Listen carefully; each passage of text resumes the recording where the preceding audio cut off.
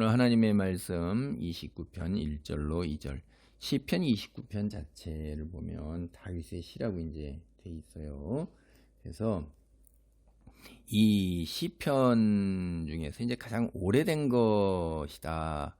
그런 오래된 것들이 이제 여러 개 있는데 그 중에 하나. 그래서 하나님이 누구시냐? 승리하는 왕이시다. 또 온 세상 자연을 다 다스리는 분이라. 이것을 갖다가 공동체 찬양을 통해서 이렇게 기념하고 기억하고 찬송을 드리는 거예요. 그 우리가 계속 사실은 그렇게 함으로써 우리의 머리에 박히고 뇌리에 박혀서 그 말씀을 떠나지 않게 되는 거죠. 그리고 그걸로 우리가 은혜가 되고 기쁨이 되고 이제 이렇게 되는 거예요. 그래서 이제 이 히브리어 성경을 갖다가 헬라어로 옮긴 70인역이라는 그 성경에서는 이 성경이 장막절에 사용되었다 이렇게 얘기를 해요. 장막절이 이제 이렇게 출애굽을 기념하기 위해서 이렇게 장막을 짓고 그걸 기념하는 절기를 지키도록 하나님 말씀 따라서 하는데 그때 이제 이게 하나님이 누구신가 하는 걸 기념하기 위해 사용됐다라고 얘기를 하는데 이 히브리 사람들의 그 전통에 의하면 이 노래는 또 이제 77절 맥주절 있잖아요. 그 추수한 후에 그 77절 77이 49 그런 77절에 사용되었다. 뭐 이렇게 이제 얘기를 하고 있는데 어쨌든 간에 하나님이 어떠한 분이시냐. 그래서 그분께 감사와 찬송을 드리는 건데 왕이실 뿐만 아니라 자연의 모든 것을 다스리는 분이다라고 그러는 거예요. 그래서 이 시편 29편 자체가 하나님의 능력을 찬양하는 굉장히 아름다운 시편 중에 하나입니다. 처음부터 끝까지 하나님의 위대하심을 기념하는 찬양이면서 어떠한 간구를 포함하고 있지를 않아요. 처음부터 끝까지 자연에서 드러나는 하나님의 능력을 갖다가 묵상하고 오로지 어떤 조건 없이 하나님을 즐기고 있는 거예요. 이 시의 특징이 11절밖에 되지 않습니다. 그런데 하나님의 이름 여호와가 18번씩이나 사용되고 있어요. 그리고 이 하나님의 이름 성호를 사용하는데 굉장히 균형을 이루고 있죠. 1, 2절, 10, 11절에서 4번씩 사용되고 3절로부터 9절 사이에서 이제 10번이 사용됩니다. 또 3절, 9절에는 여호와의 음성이라는 표현이 7차례나 사용되고 있어요. 오늘은 1절, 2절을 보겠습니다. 이거는 하나님의 왕권을 찬양하는 것이 주제예요. 너희 권능 있는 자들아 영광과 능력을 여호와께 돌리고 돌릴지어다. 여호와께 그의 이름에 합당한 영광을 돌리며 거룩한 옷을 입고 여호와께 예배할지어다. 여기 보면은 영광을 돌리라 이런 말이 요 1, 2절에 3차례 반복되어요. 영광 돌리고 돌릴지어다. 2번이죠. 그리고 또 2절에 가서 영광을 돌리며 이렇게 얘기해요. 그러니까 영광을 돌려서 결국 어떻게 하는 거예요? 끝에 여호와께 예배할지어다 하는 거예요. 그러니까 영광을 3번씩 돌리라는 명령. 그래갖고 마지막 어디로 귀결되냐면 여호와께 예배할지어다 라는 명령으로 마무리되는 거예요. 그러니까 4개의 명령이 하나님을 경배하고 찬양하라 하는 거예요. 아주 그냥 절대적으로 총체적으로 우리를 향해서 권면하고 있는 거예요. 이 명령을 받는 자들이 누구예요?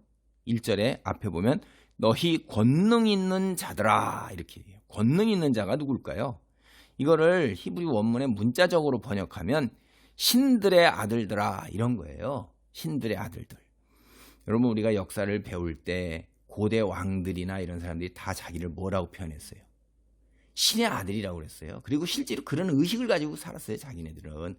그 왕이 있잖아요. 왕은 신이 세운 아들이라고. 우리가 그리스 로마 신화 막 이런 거 보면 제우스의 아들들 뭐 이런 거 나오잖아요. 그런 것처럼 왕은 신의 아들이다라는 생각을 자기 자신도 스스로 자기 자신을 그렇게 생각을 하고 백성도 다 그렇게 생각했단 말이에요. 신의 아들들이다. 그러니까 이 신의 아들들이라는 것은 왕이에요. 왕. 이제 이 신의 아들들 사실 또 다르게 얘기하면 하나님 보좌 주변에 있는 천사들, 이걸 우리가 생각할 수가 있어요. 그러니까 여기에 너희 권능 있는 자들아 이렇게 할 때 이 이미지가 뭐가냐면 하나님이 보좌에 앉아 계시고 그 주변에 천사들이 쫙 있는 것, 뭐 이런 것들을 우리가 이미지를 그릴 수도 있고요. 또는 이제 왕이 온 세상에 왕이 있잖아요. 왕들이 쫙 있는데 그 왕들이 하나님께 경배하고 찬양하라 이 말이에요. 이게 세상의 모든 권세자들이 여호와께 경배해야 하는 그 근거가 뭘까요? 하나님만이 세상의 절대적이고 유일한 참 권세자예요. 그들이 왕으로 세우심을 입은 것 다 하나님으로부터 온 거예요. 그들의 권세가 하나님으로부터 온 거예요. 그래서 우리가 그런 왕들이 엄청난 자부심, 그 영광을 누리면서 자기가 대단한 능력을 가지고 있다고 이렇게 생각을 하고, 이런 것들을 우리가 다니엘서나 이런 거 보고 다 보면 이런 거 알 수가 있잖아요. 왕들이 자기가 그런 업적을 이뤘다고 생각을 하는 순간에 하나님으로부터 위에 계시다는 걸 깨우치는 그런 놀라운 기적이 있고, 그래서 그걸 통해서 하나님 위에 있다는 거를 다니엘서에도 보면 왕이 깨닫는 거, 그런 이야기도 나오고 그러잖아요. 네, 똑똑한 사람은 자기의 모든 것이 자기 게 아니라는 걸 알고 절대자이신 위에 하나님께 있다는 것을 깨닫게 되는 것입니다. 영광과 능력을 하나님께 돌리라고 권면하는 것은, 우리가 하나님께 영광과 능력을 돌리는 게 우리 예배의 매우 중요한 부분이에요. 이게 여기 이제 능력이다 이런 거는 사실은 군사적인 용어입니다. 그래서 하나님께서 모든 전쟁의 신, 모든 그 군대, 이런 옛날에는 무력이고 군대가 그게 꼭 힘이었으니까 그게 권능이었단 말이에요. 그거가 다 넘어서는 하나님이다라는 그런 우리가 여기에 생각도 할 수가 있습니다. 그래서 절대적인 위치, 절대적인 권위, 그의 영광, 권능이 이제 다음 이 29편 3절 이하로부터 펼쳐지게 되는 것입니다. 기도합니다. 하나님 감사합니다.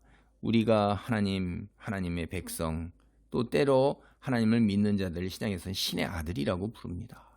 구약에서도 아버지 하나님을 믿는 하나님의 백성, 하나님의 자녀, 아버지 권능 있는 자들로 영광과 능력을 하나님께 돌리는 그런 위치와 분수를 깨닫는 바른 자리에 있고 삶의 여정 그렇게 살아갈 수 있도록 도우소서. 거룩한 옷, 하나님의 성품을 담는 세상과 구별된 거룩한 삶의 여정을 걸으며 하나님께 예배하는 삶의 자리, 은혜, 축복을 누릴 수 있게 도우소서. 예수님의 이름으로 기도하옵나이다. 아멘.